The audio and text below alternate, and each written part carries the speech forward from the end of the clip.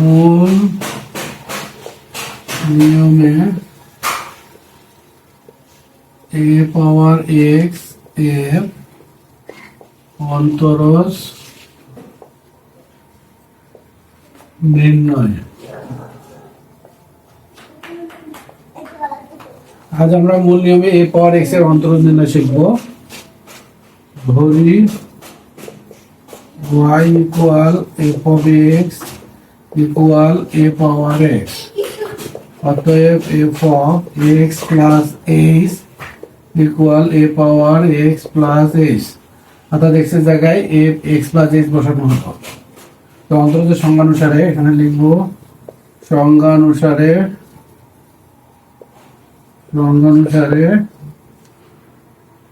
dy by dx equal limit h tends to 0 f of x plus h minus f of x by h। এখন আমরা মান বসাবো limit h tends to 0, f of x plus h এর মান আছে a power x plus h minus a power x, f of x এর মান হচ্ছে a পাওয়ার x, নিচে থাকলো আমার h। Limit h tends to 0, এটাকে ভাঙবো আমরা a power x into a power h minus a power x, power যোগ থাকলে গুণ হবে h। এটা সূচকের সূত্র a power x into a power y equal a power x plus y। এই সূত্রটি এখানে ব্যবহৃত হয়েছে।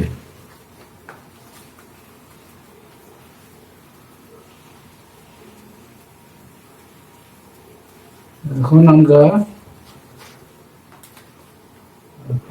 Limit h tends to 0, a power x common নিব, তাহলে a power h minus 1 by h, যেহেতু h চলক x কনস্ট্যান্ট সুতরাং a পাওয়ার x কে আমরা সামনে নিয়ে আসবো।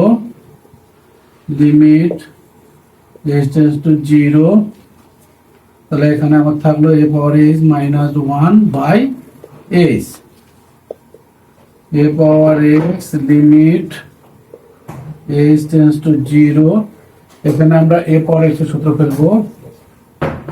a পাওয়ার x এর সূত্র হচ্ছে 1 প্লাস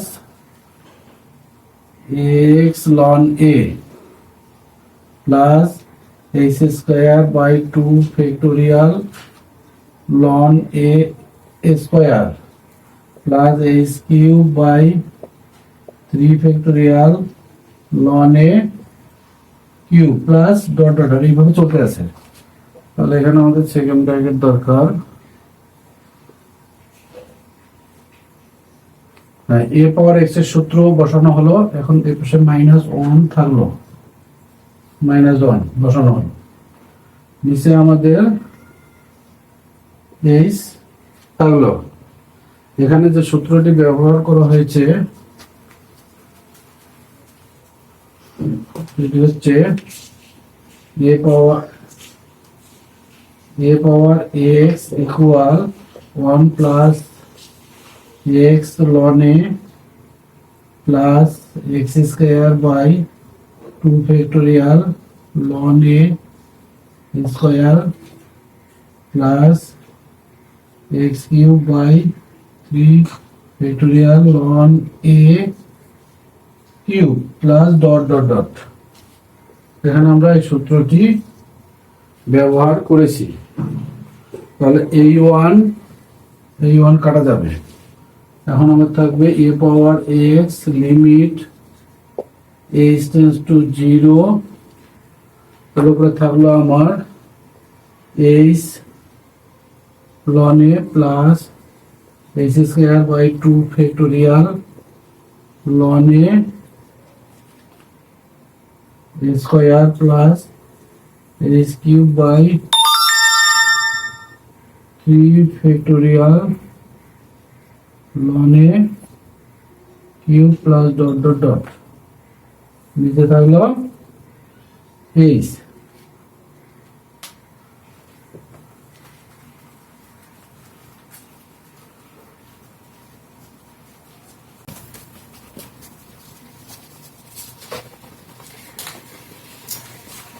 এবার আমরা a power x limit h tends to 0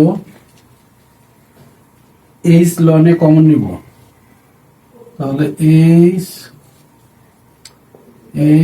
loan a যদি কমন নেই তাহলে এখানে থাকবে আমার কত 1 প্লাস এখানে থাকবে h by 2 factorial ln a plus এখানে থাকবে h square by 3 factorial ln a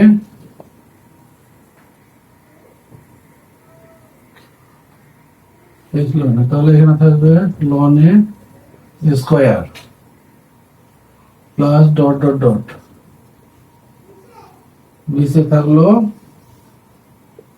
h, তাহলে এই h কাটা গেল, থাকলো a power x limit h tends to 0, এখানে থাকলো ln a 1 plus h by 2 factorial ln a plus a by 3 factorial ln a square plus dot dot dot same bracket দিই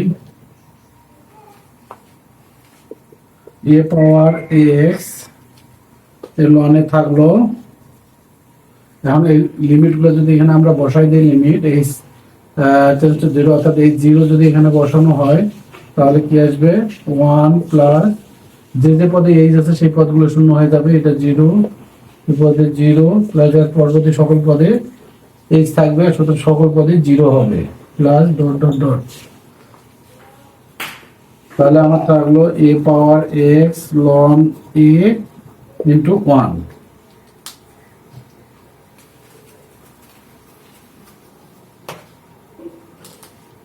অতএব dy by dx equal a power x ln a অর্থাৎ ddx of a power x equal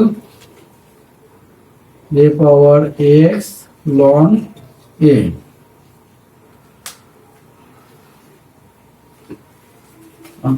এখানে আমরা factorial একটি সূত্র ব্যবহার করেছি,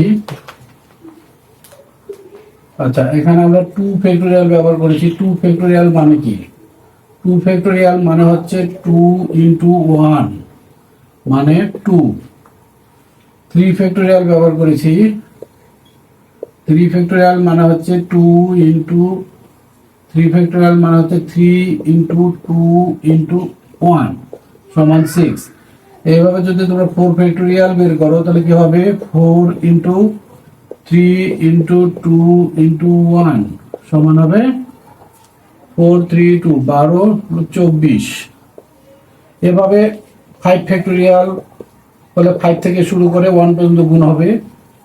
আবার 6 ফ্যাক্টোরিয়াল যদি হয় তাহলে কি হবে 6 থেকে শুরু করে 1 পর্যন্ত গুণ হবে। এভাবে যে কোনো ফ্যাক্টোরিয়ালের মান বের হয়।